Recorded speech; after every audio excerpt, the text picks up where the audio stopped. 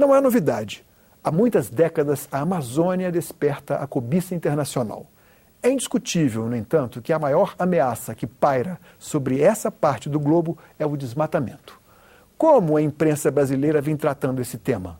Isso é o que vamos discutir aqui no estúdio com o secretário executivo da ANDE, Vit Vivarta, e Adriana Ramos, vice-diretora executiva do Instituto Socioambiental. Sejam bem-vindos ao programa. Obrigado. Bom, acaba de ser lançada uma pesquisa sobre o desempenho, digamos assim, da imprensa brasileira, como a imprensa brasileira de 2007 até o ano de 2012 abordou esse tema. Uma avaliação quantitativa, mas também uma avaliação qualitativa que eu peço que vocês dois façam. Começando aqui pela Adriana. Adriana, que avaliação você faz da forma como a imprensa é sensacionalista, ela não contempla? Qual a sua visão pessoal disso? Olha, a gente sabe que a mídia, no geral, tem a tendência de se interessar mais pelas más notícias do que pelas boas notícias. As manchetes, né? Então, de uma certa forma, quer dizer, o desmatamento, que é, digamos, a parte mais perversa e o impacto mais negativo que acontece na Amazônia, ele tem mais destaque na imprensa do que as ações positivas de uso sustentável e outros projetos que poderiam, digamos, equilibrar a visão, né, do leitor e do público com relação ao que acontece na região. Agora, eu acho que a pesquisa, o Vit pode falar um pouco melhor, ela mostra que a cobertura é uma cobertura bastante intensa, embora não haja muita profundidade, né, em buscar se conhecer, digamos, aquilo que está por trás dos números e das coisas que são mais evidentes, né? Bom, a imprensa, ela parte daquele princípio, né, que o cachorro morde o homem. Bom, isso não é novidade, que todo dia acontece. Um homem morde o cachorro, então, ou seja, aquilo que rompe com aquela linearidade do dia a dia é que chama a atenção dos fatos. Talvez, eu acho que você tem toda a razão quando dá considera de uma certa forma sensacionalista a abordagem da imprensa. Mas o Vivarta, que é secretário executivo da ANDE, eu quero explicar aqui que a ANDE é uma organização não governamental, é a Agência de Notícias do Direito da Infância. Ou seja, direito da infância. A infância tem o direito de ter um meio ambiente do futuro, né? Isso depende da Amazônia e também depende, direto ou indiretamente, do que sabemos sobre essa porção do nosso planeta, né? Então, eu queria que você explicasse como é que foi feita essa pesquisa e qual foi o objetivo dela. A ideia do trabalho que a ANDE vem fazendo sobre diversos temas da agenda social e ambiental é de devolver para os meios de comunicação uma radiografia sobre o processo de construção da notícia e esperamos, a partir dessa devolução, desse diagnóstico, estimular uma reflexão interna nos meios no sentido de qualificar e ampliar essa cobertura sobre as questões estratégicas. No caso específico desse estudo, eu acho que o principal fator, a gente analisou mais de 1.500 reportagens. Foram 44 jornais de todo o país. Todas de impressos, né? Nós analisamos basicamente impressos. Nós analisamos um jornal de televisão, mas esse estudo vai ser lançado posteriormente. Então, o documento que está sendo lançado agora, ele cobre 4 revistas semanais e 44 jornais das diversas regiões. E eu acho que o grande diferencial em relação a tantas outras análises que a ANDE vem fazendo é que a Amazônia não está aqui na nossa porta. A Amazônia exige um investimento para você acompanhar, seja o desmatamento, seja as estratégias de enfrentamento ao desmatamento. Você precisa se deslocar, muitas vezes se deslocar de Rio, São Paulo, Brasília, Porto Alegre, até mesmo de Manaus até onde está acontecendo o estrago. Então esse é um grande desafio. Então, um dos principais achados da pesquisa é que boa parte dessa pauta é coberta a partir de Brasília. Por um lado, isso é positivo, porque cabe ao governo federal articular e estruturar as políticas de enfrentamento ao fenômeno. A gente espera que o governo federal possa desempenhar esse papel e coordenar, estruturar essas políticas e, claro, articuladamente com estados, municípios, mas num processo realmente de linha de frente. Então, desse dado é positivo. Mas, por outro lado, você tem uma cobertura que muitas vezes está distanciada do que acontece na ponta. Então, como a Adriana colocou, toda vez que você tem a apresentação de novos dados sobre o desmatamento, os índices baixaram, os índices cresceram, isso repercute.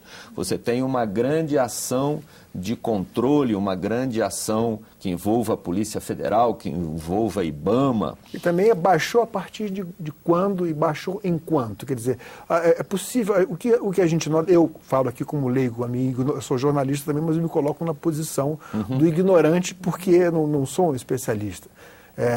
A gente vê muitas notícias e talvez com diferença de semanas, ou talvez de um mês e pouco, a gente aumentou o desmatamento, diminuiu o desmatamento. Quer dizer, dependendo do enfoque de quem está, digamos assim, elaborando a matéria, você não sabe qual o âmbito, em que área houve essa diminuição, qual foi o período de tempo. Quer dizer, é possível, essas estatísticas, elas geram uma desconfiança muito grande no espectador. Sim, até porque, no geral, os números não vêm associados, por exemplo, a uma análise de dizer aonde foi, para que foi legal ou foi ilegal, né? Ou seja, o número em si, ele não diz muito.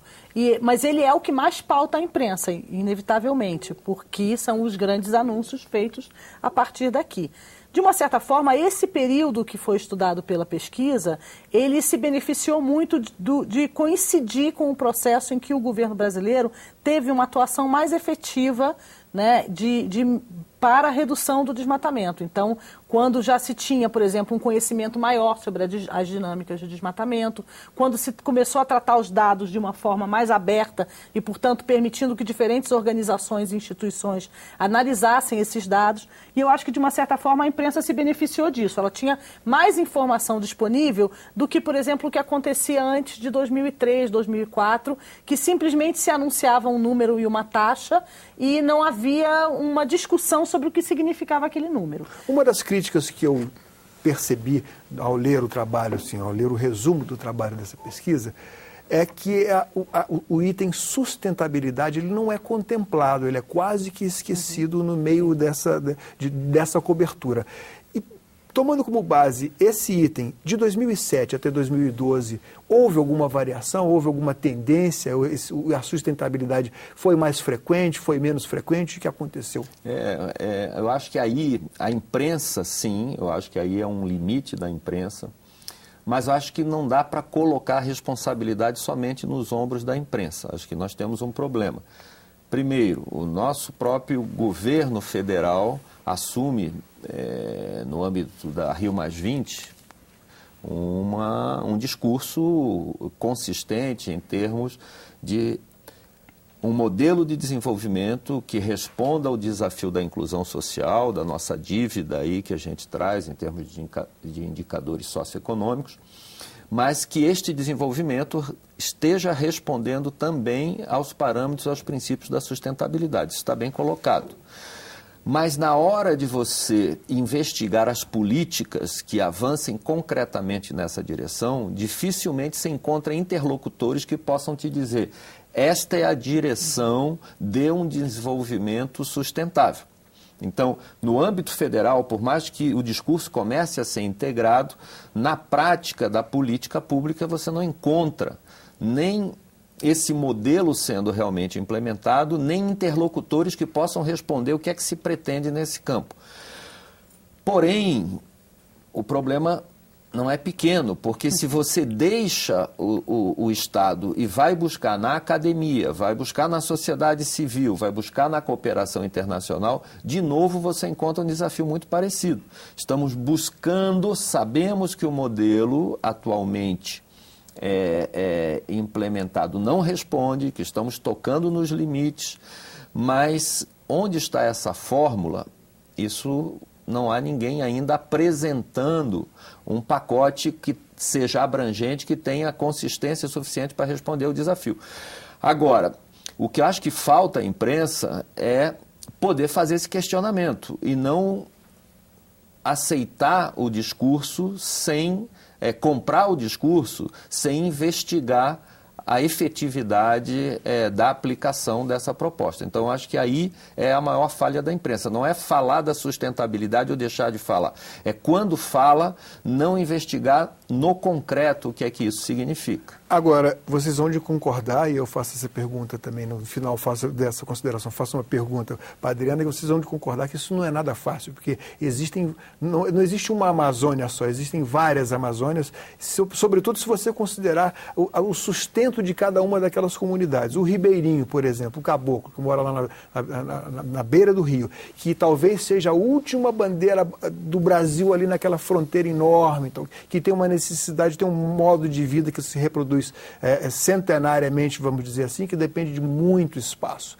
Mas quando ele, confrontado com a necessidade da economia do mundo moderno, por mais periférica que seja essa convivência dele, ele vai ter suas dúvidas se aquele modelo serve para ele, se aquela visão de consumo dele pode ser contemplada com o que ele possui ali. E aí eu queria que você fizesse uma crítica de como a imprensa poderia abordar de uma maneira justa uma questão tão complexa. Eu acho que aí tem uma questão que é a seguinte, toda vez que a gente olha para a Amazônia com o nosso olhar de fora da Amazônia, nós já temos aí uma certa distorção, então a gente tem que entender isso.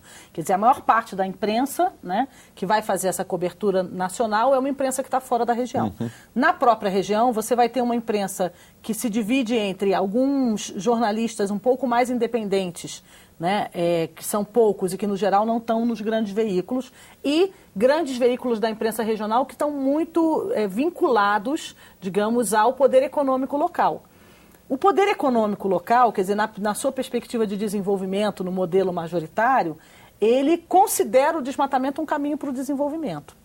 Então, você tem aí uma dificuldade, que é de como é que você qualifica o desmatamento como uma coisa ruim, numa região onde, historicamente, o desmatamento foi um processo, né, em busca do progresso e da melhoria das condições de vida da população como um todo. Então, aí eu acho que a gente tem um problema que é a visão do desmatamento como o caminho para o desenvolvimento, que, de uma certa forma, vários estudos já demonstraram que não tem uma relação direta, muito pelo contrário. Os índices de desenvolvimento social das regiões desmatadas, eles são mais baixos do que os índices de desenvolvimento social, por exemplo, se a gente usar o IDH, que é um índice, né, bastante razoável em termos de perspectiva social, do que áreas que são ainda florestadas. A outra questão tem a ver com isso que você falou, dos modos de vida tradicionais. A pressão para que os modos de vida tradicionais se alterem, ela é muito grande, mas ela ainda não é a responsável pelo desmatamento. A maior parte do desmatamento está exatamente naquelas atividades realizadas por pessoas que não vivem da floresta. Quem vive da floresta, por mais que vá buscar uma adequação da sua atividade econômica para o mercado, ainda assim a atividade econômica está baseada no uso da floresta. A dificuldade é eu digo nós aqui de Brasília, né, nós do restante do país, entendermos essas pequenas economias locais dos ribeirinhos, dos indígenas, dos seringueiros, dos agricultores familiares, como economias sustentáveis. Ou seja, considerarmos que a realidade da Amazônia, para que ela se desenvolva de uma maneira sustentável, ela é uma realidade diferente. Ela não pode estar pautada pela expectativa de inserção em mercados internacionais, ela não pode estar pautada por uma expectativa de acumulação, né, que fez com que a gente fizesse com a Mata Atlântica o oposto do que estamos querendo fazer com a Amazônia. Nós desmatamos mais de 90% da Mata Atlântica para estabelecer, temos só 7%, e olhe lá, para estabelecer as nossas grandes cidades, o nosso grande modelo industrial, enfim, o nosso modelo de desenvolvimento. Se o que a gente quer para a Amazônia é diferente, a gente precisa aprender a olhar para esse ribeirinho e para a sua economia básica de como ele usa a floresta com um outro olhar e valorizar isso como um processo de desenvolvimento em si. E eu acho que é exatamente o equilíbrio entre essa visão que a gente tem de fora, com a expectativa de desenvolver a Amazônia no modelo do resto do Brasil, que a gente precisa equilibrar para poder, de fato, enxergar o que é o desenvolvimento sustentável da região. Ivarta, se eu quisesse ser bastante, digamos assim, provocativo com você, eu perguntaria de 0 a 10 que nota você dá para a cobertura da imprensa de 2000, mas eu não vou fazer isso, essa é uma saia justa, porque é uma cobertura, primeiro, complexa, né? A gente vê como a pesquisa buscou radiografar em diversos aspectos o trabalho da imprensa, a gente tem ângulos diferentes e há momentos onde a imprensa vem bem contribuindo para um debate público de qualidade, trazendo à tona questões que realmente são estratégicas, e há momentos, há áreas onde essa cobertura não consegue avançar ao nível de mais densidade em relação à questão. Por exemplo, quando da votação do Código Florestal, parece que a imprensa não foi tão mal assim. Ela conseguiu informar, conseguiu inclusive detalhar as diferentes propostas. Aí eu faço perguntas para os dois. Nesse caso específico, que julgamento vocês têm da atuação da imprensa? Olha, eu acho que a imprensa no Código Florestal ela foi muito mais ativa. Eu acho que a informação e as fontes estavam mais acessíveis, porque aconteceu em o Brasília. conflito aconteceu em Brasília, convergia aqui. Cá.